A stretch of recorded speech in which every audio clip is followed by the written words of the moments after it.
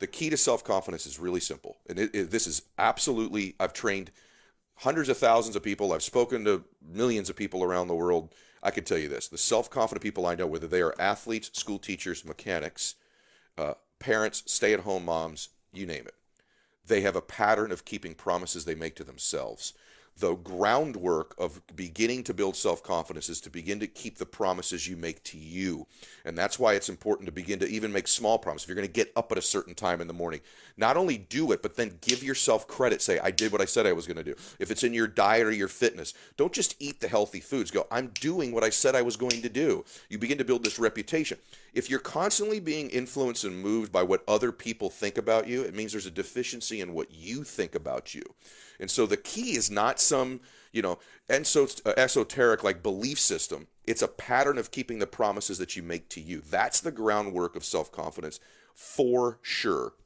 And it is a pattern. When I meet people that lack confidence, I think, let me serve you. Let's begin to keep the promises you make to you. You're so worried about, there's this addiction to other people's approval in the world, right? It's the greatest addiction today. It used to be drugs. Before that, it was alcohol. There's all these addictions, whatever. The number one addiction in the world today is the addiction to other people's approval. And that's because we don't approve of ourselves. We don't feel a spirit, a universe, a God that we believe in that approves of us. And so my confidence comes from both my faith and in the fact that I keep promises I make to myself. That's the groundwork of all confidence to me. Yeah. How did you develop this sense of belief and confidence early on then when you were failing in the financial services? Yeah, I had to separate from outcome. And so you weren't getting the results. Yeah. I was not everything for me initially was contingent upon outcomes and results. And I know there are people in our space that say, hey, get your money. You got to get this. You got to do that. And that's easy to say because they've already built tremendous self-confidence. But most people watching that go, okay, but how do I do that?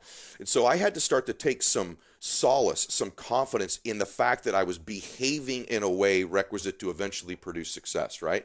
And so I started to give myself credit. I started to work on my identity. I started to read the right books, listen to the right things.